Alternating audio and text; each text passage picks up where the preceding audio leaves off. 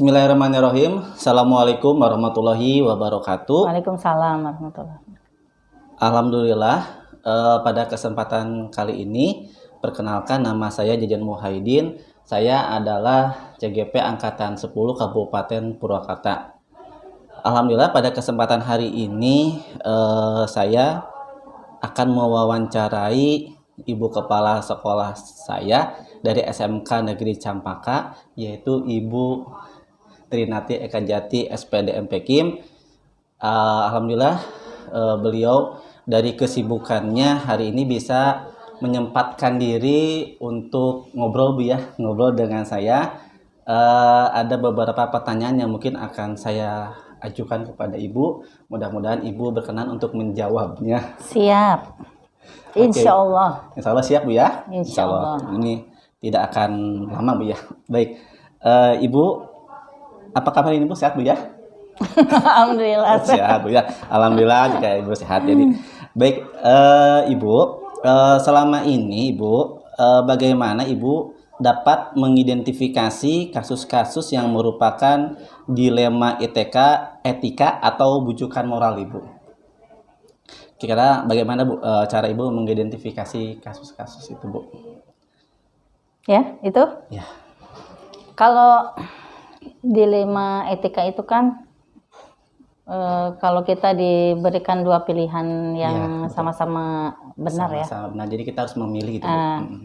Kalau bujukan moral benar dan salah dan gitu salah, ya. Betul. Jadi ada moral gitu. Ya, ketika kita dihadapkan dilema yang besar itu, saya pikir ketika kita menghadapi suatu kondisi yang pilihannya itu ini benar, ini benar. Iya, nah, kalau bujukan moral itu jauh lebih mudah karena sudah jelas ini benar, ini salah gitu. Jadi kalau masalah yang besar itu muncul justru ketika dilema etika itu terjadi. Jadi ini benar gitu. Itu yang kemudian saya pikir harus lebih banyak pertimbangan yang diambil ketika kedua pilihan itu memang benar gitu. Benar Bu ya. Oke, terima kasih Bu. Pertanyaan selanjutnya Ibu, pertanyaannya ini agak banyak Bu ya. Bagaimana Ibu menjalankan pengambilan keputusan di dalam sekolah Bu? Jadi bagaimana Ibu cara mengambil keputusan Bu di dalam sekolah? Karena kita ketahui lah Bu ya, untuk mengambil keputusan itu hal yang mudah-mudah gampang Bu ya.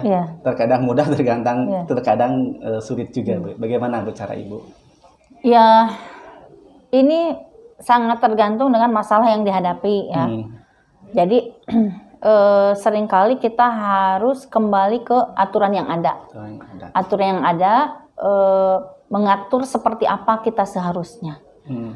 Nah, kemudian kita juga harus melihat kondisi apa masalahnya, misalnya masalah lingkungan sekitar kita seperti apa. Iya, betul Bu. Atau misalnya kondisi personal yang kita hadapi seperti apa. Iya, betul Bu.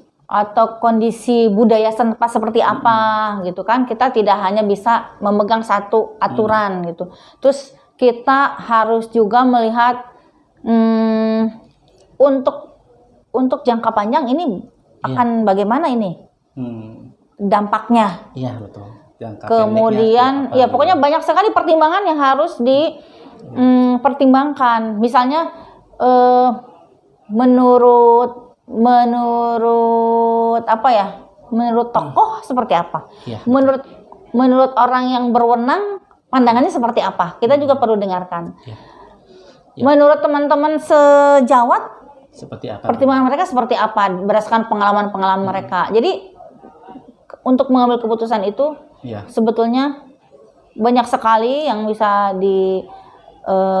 dianalisis sebelum kita memutuskan, dan itu sangat tergantung dengan masalah yang kita hadapi. Ya, apalagi jikalau kita menghadapi dalam kasus-kasus Bu ya, terutama misalkan ada dua kepentingan Bu ya, yang misalkan dua-duanya itu kadang benar atau salah gitu Bu ya. Jadi kita memang harus mempertimbangkan segala sesuatunya Bu ya. Siap Bu.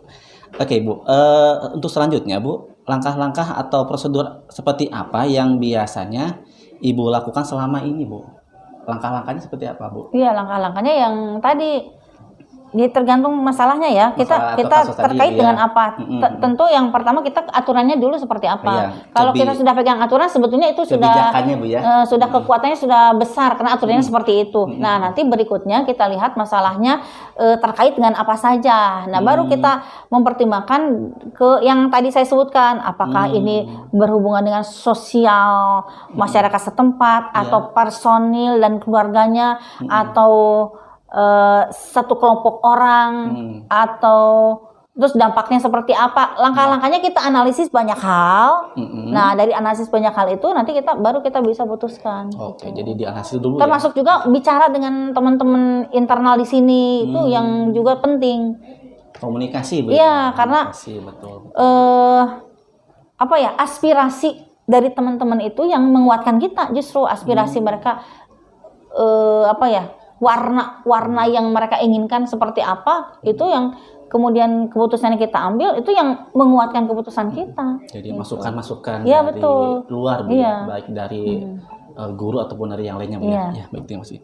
Untuk selanjutnya, Bu, hal-hal apa saja yang selama ini Ibu anggap efektif, Bu, di dalam pengambilan keputusan, terutama pada kasus-kasus dilema etika, Bu? Kira-kira apa nih, Bu, yang dianggap efektif dalam mengambil keputusan, Bu? Iya. Ya yang tadi itu ya. Yang tadi itu. Jadi seperti misalnya apa ya? Kalau dilema etika misalnya yang pernah terjadi yang pernah terjadi ya, misal ya. Misal ada guru yang dia beralasan untuk tidak bisa sering kali tidak bisa mengajar di jam seharusnya dia mengajar, misalnya gitu ya. Nah, itu kan secara aturan tidak bisa dong. Iya. Ada undang-undang guru dan dosen, ada beban belajar untuk siswa yang harus kita penuhi, ada struktur kurikulum, itu secara aturan. Nah, kita lihat misalnya mengapa orang tersebut tidak bisa? Ternyata setelah dianalisis, jadi kita ada proses bahkan mendatangi silaturahmi ke rumahnya, ke keluarganya dan sebagainya. Ngobrol mungkin, Bu, ya. Iya, kita komunikasi yang baik dengan keluarganya. Kita akhirnya tahu mereka ada kepentingan bisnis gitu ya. Misal itu. Nah, kita lihat siapa mereka. Secara kelompok mereka adalah orang yang terpandang misalnya di lingkungan sini. Di lingkungannya ya. Di lingkungan kita ini. Nah, kita sekarang berikutnya kita melihat dampak. Apa ketika kita melakukan prosedur yang seharusnya, dampak apa yang akan kita terima ketika kita melakukan tindakan itu kepada satu orang ini yang merupakan berpengaruh di daerah kita, dan kita orang-orang sini itu bukan orang sini asli gitu, yang guru-guru di sini akan berdampak sebetulnya. Itu yang harus dianalisis kita ke lingkungan yang lebih luar dari internal keluarganya. Bagaimana menurut pandangan lingkungan yang lebih luar itu, yang lebih luas itu. Terus langkah berikutnya kita juga meminta arahan dari pengawas pembina, dari KCD. Kemudian kita juga mendengarkan pengalaman teman-teman sejawat sesama kepala sekolah di mana ada kasus seperti itu, ada yang punya pengalaman sama, ada yang belum, tapi mereka memberikan pandangan. Jadi banyak pertimbangan sehingga kita merasa kuat, dan terutama kita ngobrol dengan teman-teman internal di sini di sekolah. Pandangan mereka seperti apa, bla bla bla bla bla bla. Akhirnya kita putuskan, kita beri tindakan, dan ketika tindakan itu dilakukan, itu kuat. Karena dari arah manapun pandangannya menuju satu keputusan itu gitu. Walaupun secara moral ya, secara moral sebetulnya ya kasihan, itu kan mencari tambahan. Walaupun kita sudah ngobrol itu mau dari awal udah tambahan Mungkin itu termasuk ke dalam tantangan mungkin Bu ya, tantangan juga bagi kepala sekolah juga Bu ya untuk mengambil keputusan itu Bu ya. Iya. Jadi harus ada komunikasi ke. Betul itu cukup menyita waktu, tenaga, pikiran. Padahal itu cuma satu kasus doang ya, satu kasus. Salah satu kasus. Itu benar-benar untuk memutuskan itu kita harus mempertimbangkan mungkin. Nanti jangan sampai ada gejolak. Kalaupun ada gejolak sangat terbatas gejolaknya itu dan radius gejolaknya itu tidak melebar kemana-mana itu. Jadi sebisa mungkin kita harus meredamnya mungkin ya. Siap Bu. Oke Bu, untuk selanjutnya Bu, apakah Ibu memiliki sebuah tata kelola Bu, atau misalkan jadwal tertentu dalam sebuah penyelesaian kasus dilema ITK? Apakah Ibu langsung menyelesaikannya di tempat, atau memiliki sebuah jadwal untuk menyelesaikannya? Bentuk atau prosedur seperti apa yang dijalankan Bu? Misalkan di dalam tentu kasus itu. Kalau yang seperti digambarkan tadi pasti tidak bisa langsung diputuskan dong karena tahapannya banyak. Tidak bisa langsung di tempat Bu ya? Tidak bisa ya. Tidak bisa kan tadi tahapannya banyak. A, B, C, D. Dan itu sesuai dengan kasusnya masing-masing. Ada yang bisa sebentar, ada yang cukup lama. Mungkin bisa juga langsung Bu ya, bisa juga tidak, mungkin tergantung kasusnya mungkin Bu ya. Betul betul. Untuk kasus yang sederhana ya bisa langsung. Tapi untuk kasus-kasus yang rumit ya, yang seperti benar-benar itu agak perlu proses karena kita perlu konsolidasi dengan banyak pihak. Jadi mungkin kita harus membutuhkan jadwal tertentu Bu ya, jadwal tertentu untuk membicarakan sebuah kasus tersebut. Kita usahakan ada lini masanya ya. Kemudian itu yang sebetulnya itu bisa elastis ya. Misalnya ketika kita menjadwalkan minggu ini harus selesai masalah koordinasi kita dengan pihak ini, tapi ternyata pihak itunya tidak bisa ditemui dan sebagainya, kita ya itu elastis gitu. Cuman secara terprogram kita di sini sudah punya ada target-target waktu tertentu dalam penyelesaiannya, karena tidak mungkin kita tidak punya target penyelesaian karena semua orang membutuhkan keputusan yang cepat dan tepat gitu, bukan hanya tepat tapi juga cepat. Jangan nanti belum itu juga merugikan orang lain. Nanti takutnya satu masalah belum selesai datang lagi masalah yang baru ya Bu ya.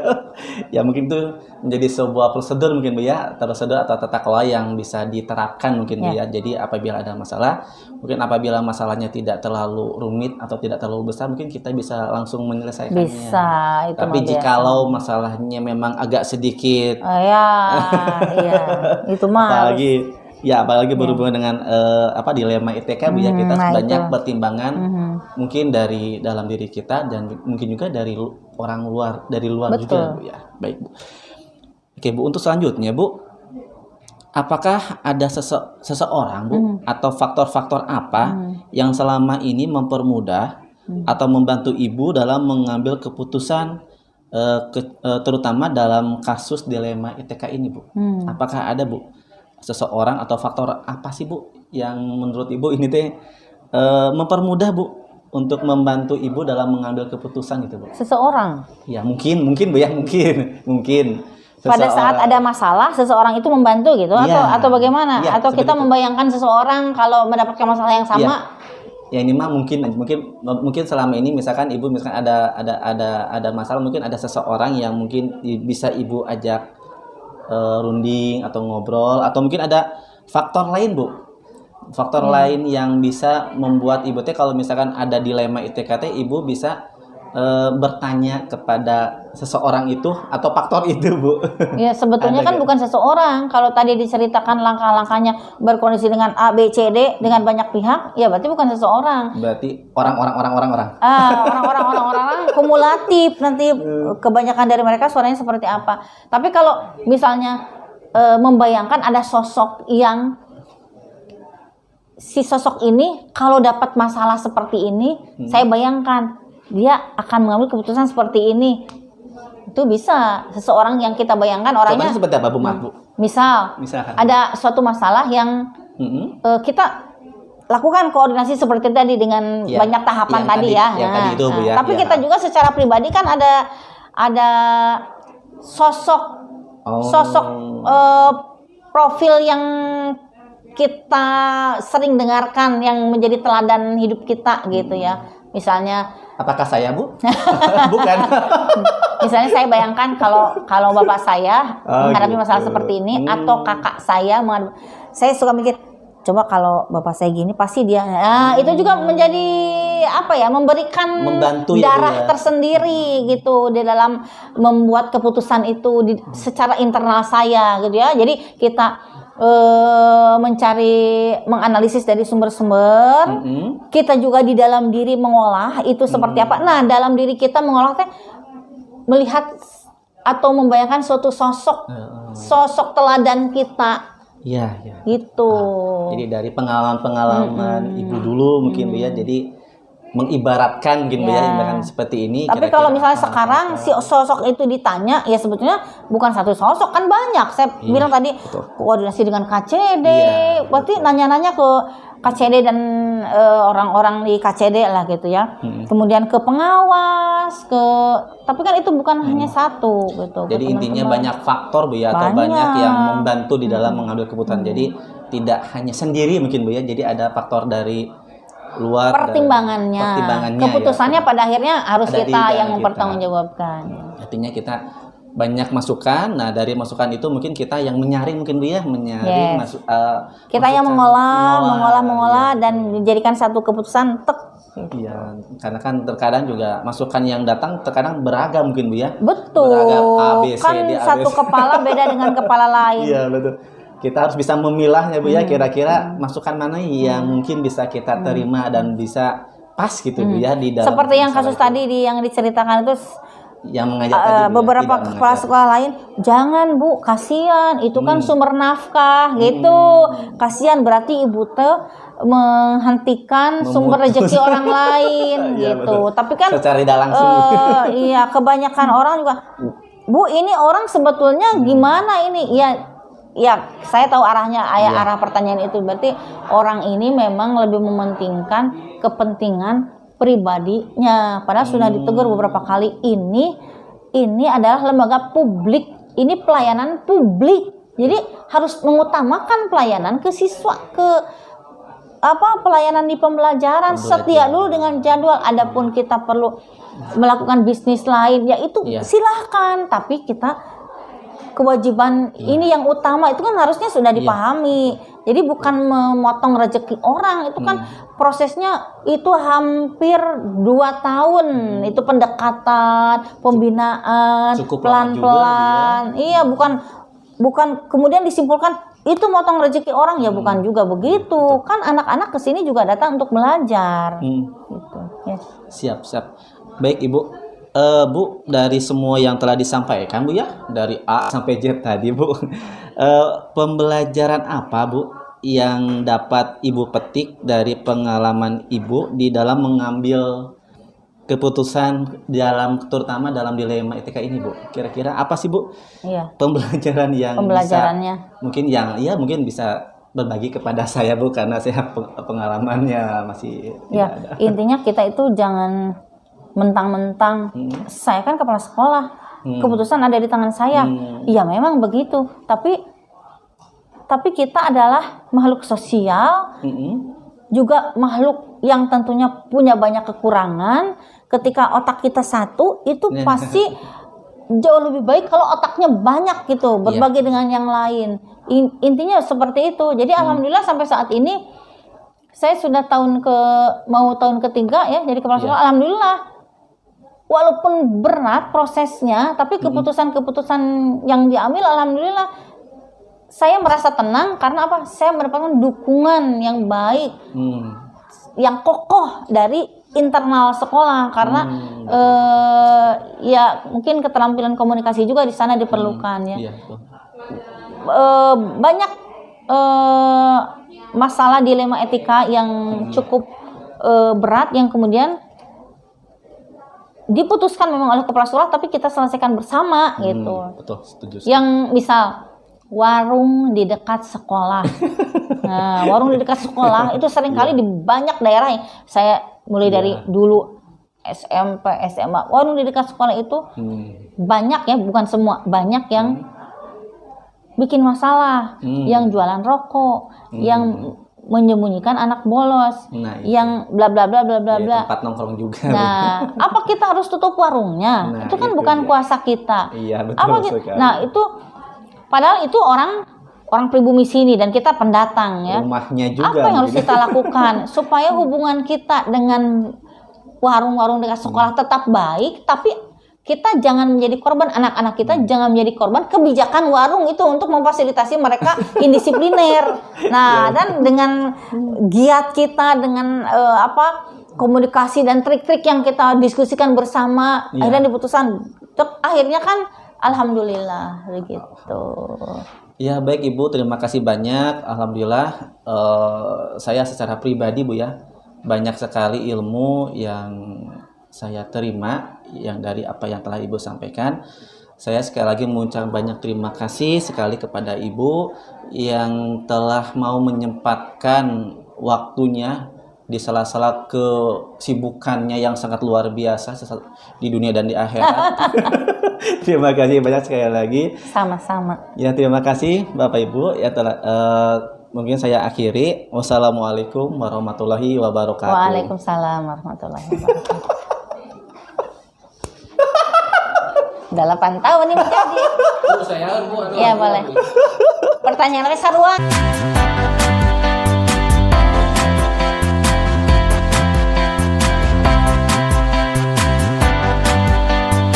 Bismillahirrahmanirrahim. Assalamualaikum warahmatullahi wabarakatuh. Waalaikumsalam warahmatullahi wabarakatuh. Perkenalkan, nama saya Jajan Muhaidin. Saya adalah CGP Angkatan 10 Kabupaten Purwakarta.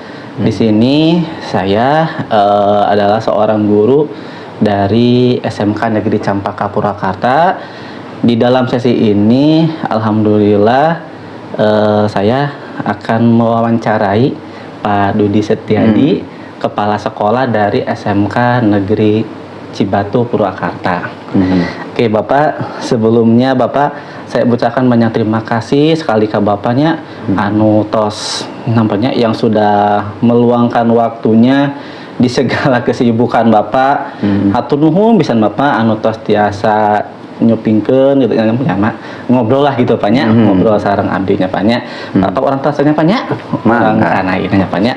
Bapak punten Bapak, selama ini Pak, bagaimana Bapak dapat mengidentifikasi kasus-kasus yang merupakan dilema etika Pak? Jadi pernah Pak mengidentifikasi gitu Pak pada saat Bapak teh bingung gitu Pak, di saat harus memilih ieu teh bener tapi ieu teh bener, tapi di antara bener-bener ieu teh Bapak teh kedah memilih gitu Pak salah satu anu bener eta gitu Pak. Pernah Pak, bagaimana sih Pak cara mengidentifikasinya gitu Pak? Sekarang saya balik nanya ya. Aduh kan, jadi balik nanya. Bapak udah paham tentang dilema etika itu ada berapa?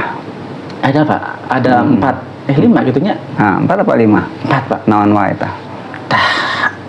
Tenganan Pak. Nah, terus kemudian yang Bapak inginkan yang dilema mana? Dilema etika yang mana?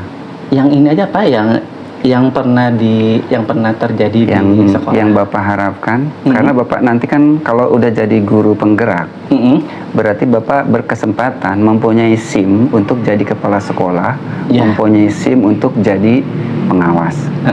Ya otomatis kan Bapak juga harus paham itu kan ya. Nah, maka dikala seperti itu Bapak berarti kan tadi yang mau Bapak targetkan saat ini dari 4 misalkan tadi yang dilema itu yang mana? Nah, terus kemudian hal yang seperti apa yang menurut Bapak juga misalkan merasa susah gitu kan? Iya. Saya jawab gitu. Siapa? Jadi ini nama seperti apa? Gitu kan? Siapa? Pak. Jadi nama Pak. Jadi abdi mah Paknya. Jadi dari obrolan itu anu pertamanya Paknya. Kumaha sih Pak carana untuk Paknya memilih gitu Pak, memilih atau bagaimana caranya mengidentifikasi gitu Pak, misalkan masalah di dalam sekolah, punten ya Pak, misalkan masalah kehadiran guru, misalkan ya Pak, misalkan di dalam kehadiran guru di satu sisi lain kan seharusnya kan guru misalkan Pak ya harus mengajar di dalam kelas apa ya, seharusnya, apalagi jika memang sudah ada jadwalnya. Tetapi di sisi lain mungkin si guru itu berhalangan hadir karena memang ada urusan keluarga gitu Pak ya. Di satu sisi lain kewajibannya harus mengajar, di sisi lain juga kan dia ada kepentingan keluarganya mungkin Pak yang mungkin saat itu artinya tidak bisa apa ya, tidak bisa ditinggalkan. Nah kita kan Bapak maksudnya bercanda saat kita nyapanya Bapak Bapak sebagai kepala sekolah gitu Pak, bagaimana gitu Pak menyikapi hal tersebut gitu Pak apabila itu terjadi gitu Pak. Baik. Misalkan gini, kenapa tadi saya nanya ada berapa dilema etika? Nah kalau yang barusan Bapak sampaikan itu etika yang mana, kelompok yang mana, sehingga artinya di situ kita harus kenali dulu kan Pak. Kenali dulu ini masalah apa, kenali dulu masalah dilema apa, ini dilema etika yang mana, sehingga Bapak bisa baru setelah itu melangkah ke langkah berikutnya. Nah kalau Bapak misalkan tidak memahami tentang yang 4 tadi, Bapak mau menyelesaikan masalah gimana, kan gitu ya Pak ya. Nah, maka kita harus paham dulu, berarti kan dikenali dulu ini masalah tentang dilema etika yang seperti apa. Kemudian setelah itu apa lagi yang harus kita lakukan? Tadi siapa? Oh guru, guru seorang atau beberapa orang. Misalkan cuma guru itu aja sendiri. Terus masalahnya apa? Nah, keterlibatannya apa? Oh ada apa namanya? Guru tersebut, tugas kewajibannya atau tupoksinya, terus kemudian ada urusan dengan anak, urusan kemanusiaan, urusan segala macam. Nah berarti kan di situ setelah dikenali, tadi kenali masalahnya, terus kemudian kita lihat lagi apa yang terlibat itu siapa aja. Siapa? Apakah seseorang atau beberapa orang Pak ya? Tuh. Nah jadi kan ketahuan kan tadi berarti masalahnya tadi ada siapa aja yang terlibat tuh, urusan apa aja. Urusan sekolah berarti ada dengan kepala sekolah, kemudian dengan siapa lagi itu urusannya kalau misalkan dia tidak masuk terus seperti itu terus, murid apakah dengan BPKAD, BKD misalkan urusan dengan BKD atau dengan GTK, nah itu kan dipertimbangkan, artinya aturan-aturan itu dibaca, ya kan? Betul. Nah, jadi artinya yang terlibat itu makanya tadi terlibatannya itu siapa aja, sama Bapak pahami dulu. Setelah itu baru kemungkinannya seperti apa, barulah ambil keputusan. Kan keputusan itu ada beberapa macam juga. Dianalisis kan, analisis macam apa tuh yang analisis yang kita gunakan, ya kan? Nah pas sudah seperti itu barulah kita mengambil keputusan. Keputusan yang diambil adalah keputusan yang tidak menjadikan dia sakit hati. Nah itu ya. Tidak menjadikan dia dilemahkan, tidak menjadikan dia juga diberatkan dan seterusnya. Tapi dia merasa bahwa saya terima gitu kan keputusan itu, saya terima keputusan ini karena dia menyadari dalam dirinya.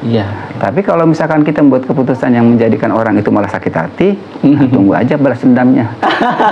Ya kan? Betul Pak. Gitu. Jadi yang tidak diharapkan harus dimengerti semuanya, maka kita lakukan. Ya. Siap. Ada berapa Bapak masih ingat langkahnya? Ada 9 langkah. Ada 9 langkah. Berarti kan, nah dari situlah, dari ke 9 langkah itu yang kita pakai. Siap Pak. Baik Pak.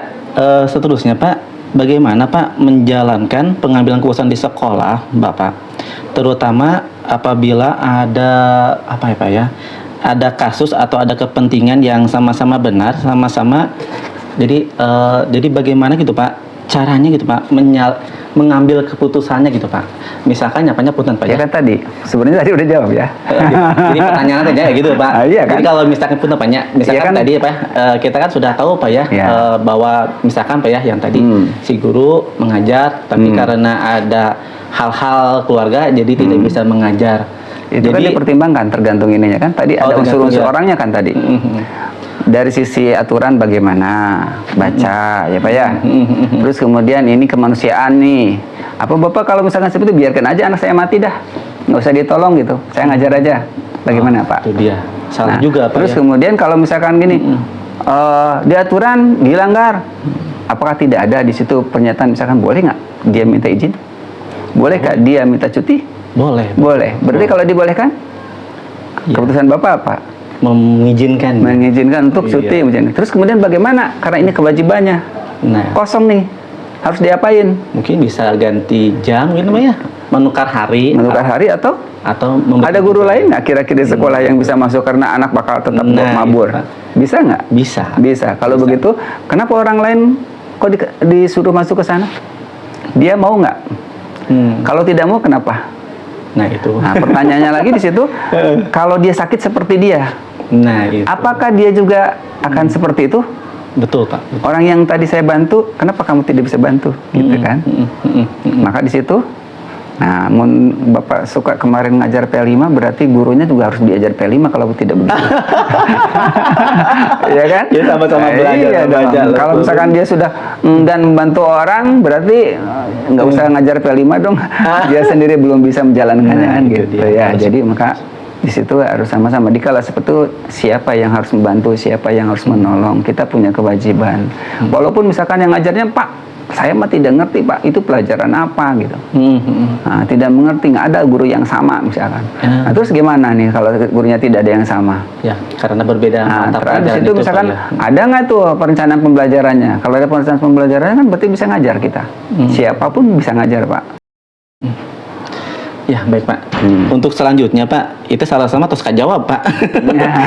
Jadi langkah-langkah yang dilakukan tadi tehnya Pak ya, berkomunikasi dengan semua aspek itu, baik dari mungkin ke guru-guru yang lain, mungkin ke keluarganya juga Pak ya, menanyakan apabila misalkan ada yang sakit, siapa yang sakit, bagaimana keadaannya, pengintan mau ditanya dinya Pak ya, terus dijawab.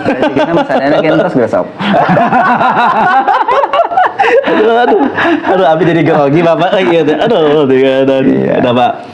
Kita selanjutnya banyak hal apa saja yang selama ini Bapak anggap efektif Pak dalam pengambilan keputusan Pak.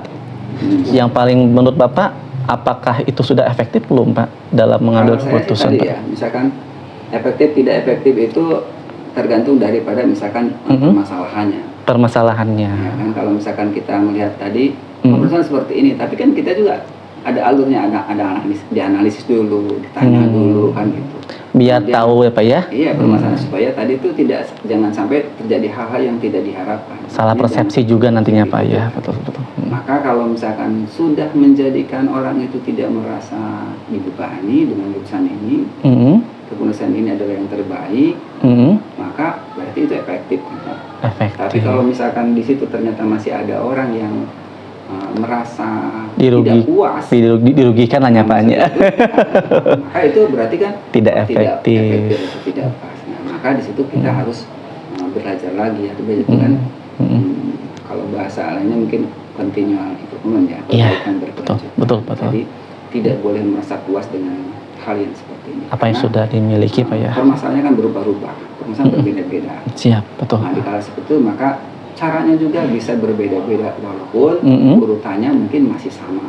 Ada yang di 9 tadi, 9 langkah. Jadi di situ semua tetap dijalankan, cuma gaya yang disampaikannya mungkin berbeda. Ya, disesuaikan juga Pak ya. Mungkin dengan lingkungan dan sebagainya Pak ya. Saya tidak tahu, ini tadi masalahnya kan adalah guru terhadir. Gara-gara anak sakit. Iya, kan, betul. Kalau lihat lagi tadi kan yang namanya dilema itu kan benar lawan benar kan. Betul. Iya, jadi kalau misalnya sebetulnya tidak ada yang salah, dua-duanya. Dua-duanya benar. Ya, terus kemudian bagaimana cara ngambil keputusan? Ya, ambil keputusan yang terbaik, di mana kita tidak memilah kedua belah pihak tadi, tapi semuanya tetap terjalankan dengan baik. Ya. Kan? Wah, luar biasa. Kalau misalkan itu cilaka tuh. Oke. Selanjutnya Pak, ada nggak sih Pak tantangannya gitu Pak pada saat mengambil keputusan itu Pak? Misalkan misalkan masalah berarti. Iya, masalah. Tantangannya ada nggak Pak kira-kira Pak? Sekarang gini, di dalam ajaran Islam kalau punya masalah itu harus bahagia atau harus sedih? Seharusnya bahagia Pak. Harus bahagia. Seharusnya. Berarti kalau bahagia, kalau dapat masalah harus senang atau jadi tantangan atau jadi apa tuh? Tantangan. Berarti kan jadi nanti suatu saat kalau kita bisa menyelesaikannya maka naiklah derajat kita di Allah kan. Leres Pak. Jadi berarti jangan takut kalau ada masalah. Harus bahagia dan harus senang. Harus ada bahagia ya. Senang. Dengan adanya tantangan mungkin Ya kita naik derajat kita. Naik. Kan? Otomatis mau tidak mau kita belajar lagi Pak ya. Iya, kita naik gitu kan. Jadi tahu ada masalah gini nih. Terus kemudian kita bisa menyelesaikannya. Alhamdulillah kan berarti gitu. Kalau tidak ada masalah, sekarang saya nanya, anak-anak kesini nyari masalah atau apa? Nyari masalah Pak. Nyari masalah. Nah, kalau nyari masalah berarti kan nggak usah sekolah kita. Kalau punya masalah nggak usah ke sekolah. Iya betul Pak. Karena ke sekolah itu pasti disuruh nulis, suruh dengarkan, suruh perhatikan, suruh presentasi, suruh membaca, suruh berhitung, pusing lah di semuanya. Pasti Pak. Tapi kenapa dia datang? Karena ingin menaikkan derajat. Nah, ada derajat. Ada tujuannya Pak ya, tujuan yang diharapkan. Kalau misalkan ada masalah itu, kalau tadi misalkan katakan, Pak ada nggak tantangan? Kalau misalkan niatnya kita sudah ke arah sana, nggak ada tantangan berarti. Semua adalah menjadi kebahagiaan. Karena masalah itu menjadi sumber cuan gitu. Ya kan? Ya. Sekarang gini aja, Bapak kan ikutan CGP. Awalnya dipaksa Pak saya. Dipaksa. Oleh kepala sekolah. Harapan nih Pak ya? Ada harapan nggak ke depannya jadi apa? Ya setelah mengikuti alurnya ya. Setelah itu akan mendapatkan misalkan kenaikan tingkat, kenaikan golongan, jadi kepala sekolah, itu jadi cuan. Secara tidak langsung pasti Pak.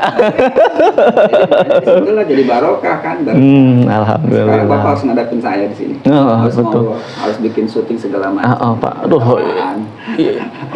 Grogi gitu ya Pak. Asa. Ya kan itu kan Bapak nyari masalah kan. Betul Pak. Kenapa mau nyari masalah? Ya. Ada sesuatu. Ada sesuatu hal. Tapi kalau ada yang diharapkan. Ada masalah yang tidak kita harapkan, tapi dia datang dengan sendirinya. Kalau ini kan Bapak harapkan. Iya. Masalah ini Bapak buat. Jadi menjemput masalah Pak. Kalau yang akan datang itu kemungkinan ada yang tidak merasa dijemput tapi datang sendiri. Nah, tamu tadi undang teh hanya Pak. Tapi kita kalau punya pedoman yang tadi, maka walaupun dengan datangnya masalah tanpa diundang pun, kita tetap harus berpandangan selalu berhusnudzon, berprasangka baik. Iya. Bahwa itu adalah sumber cuan kita. Ya kan? Sumber kebahagiaan, sumber menaikkan rezeki, sumber menaikkan ilmu, derajat kita dan seterusnya. Jadi jangan takut akan tantangan atau masalah Pak ya, kita hadapi aja. Dan misalnya juga saya mau mengajarkan lagi kan Pak, bahwa semua apa yang diberikan kepada seseorang itu, tantangan atau masalah yang diberikan kepada orang itu, Allah kan tidak akan memberikan masalah kepada seseorang apabila orang itu tidak sanggup menyelesaikannya. Betul Pak. Bapak yakin itu? Yakin Pak. Kalau yakin itu, hadapi aja. Hadapi aja Pak ya, setiap tantangannya. Karena tantangan itu adalah cuan Pak ya. aduh luar biasa. Bapak punten Pak. Apabila ada sebuah masalah Pak ya, biasanya Pak diselesaikan secara langsung di tempat Pak, atau misalkan kita cari dulu waktu gitu Pak, atau gimana Pak biasanya Pak? Ya kalau misalkan melihat yang tadi sebetulnya ini udah ini Pak. Kalau misalkan tadi masalahnya misalkan guru tidak hadir gitu ini, bisa langsung selesaikan hari itu juga tanpa kita mengidentifikasi dulu. Harus mengidentifikasi dulu mungkin Pak. Itu butuh waktu nggak? Butuh Pak. Harus bertanya ke si A, si B, si C. Kalau misalkan seperti itu, ganti lagi masalahnya yang berbeda. Mungkin di situ ada masalah yang bisa terselesaikan waktu itu juga, ada yang butuh waktu, tetapi bukan berarti ninggalin masalah. Kan? Tetap itu akan dilakukan. Karena bukan gini, manusia itu bukan hanya mengerjakan itu aja, atau saya bukan hanya mengerjakan masalah itu aja. Banyak hal yang harus kita hadapi. Contohlah hari ini, tadi pagi saya ngadepin ini, sebentar kemudian hari ini aja udah tiga masalah Pak. Sekarang dengan Bapak 4 berarti. Abdi mah Pak, abdi tong jantan masalah Pak.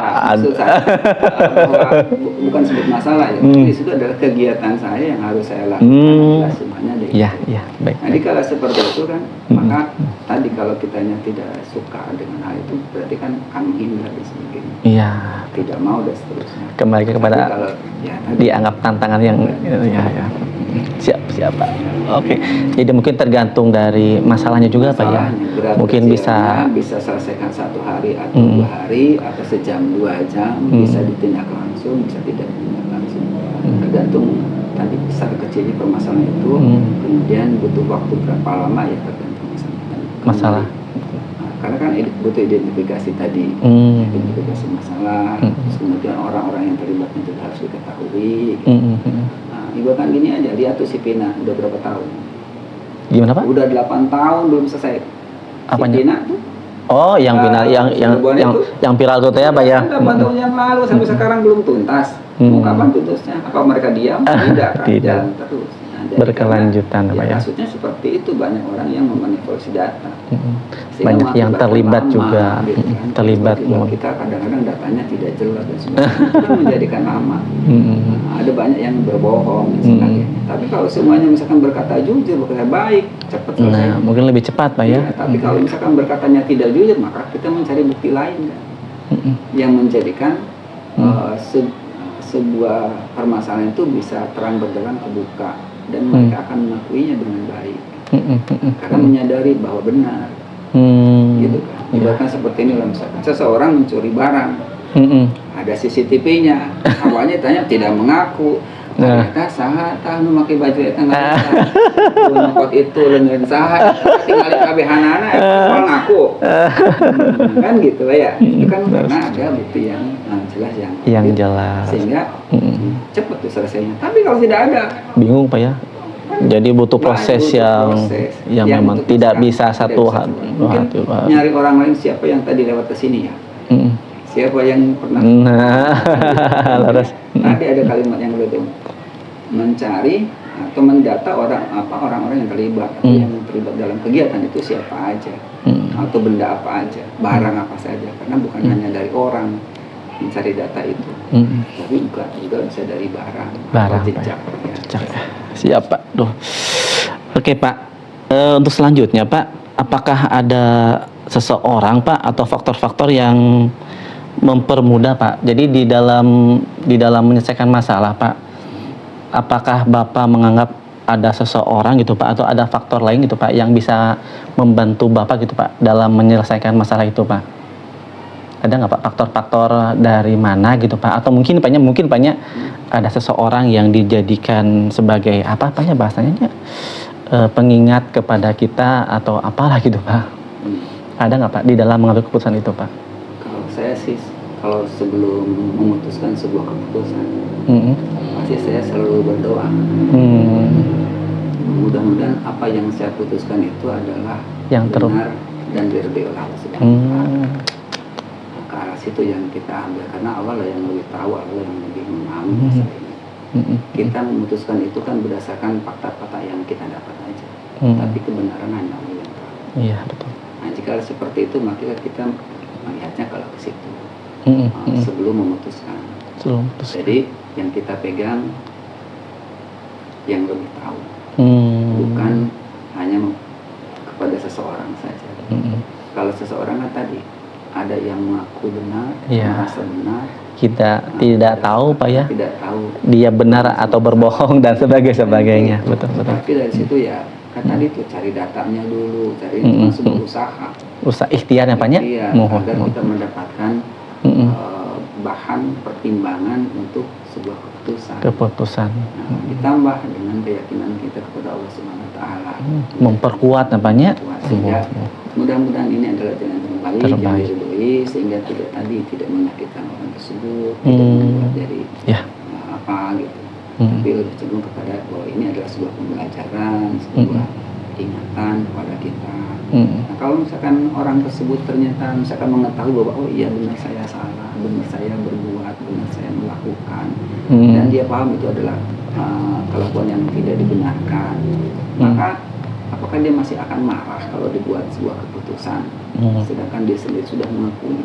Menurut saya dia tidak bakalan menolak, tapi akan menerima, dan mungkin kalau dianya sadar maka dia akan berterima kasih. Karena dengan diberikannya seperti itu keputusan itu kan menjadikan dia akan lebih baik, menyadarkannya mungkin banyak.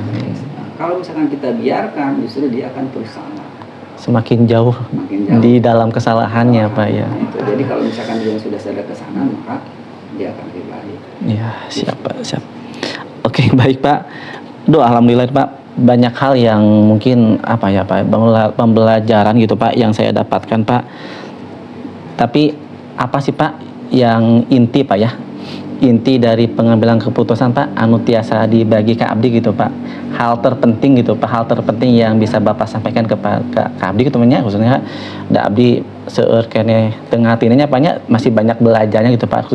Di dalam mengambil keputusan ada nggak sih Pak hal-hal penting gitu Pak? Khususnya Paknya sebagai kepala sekolah gitu Pak yang bisa berbagi gitu Pak. Satu, jangan takut dengan adanya masalah. Jangan takut dengan masalah. Tapi harus berbahagia. Satu. Berbahagia. Yang kedua, selalu dekat dengan Allah. Yang ketiga, jangan jadikan kita selalu berprasangka pada orang buruk. Kita harus berprasangka baik Pak ya. Ya. Jadi jangan langsung menyalahkan seseorang. Karena kita tahu jangan-jangan kita yang salah. Ya.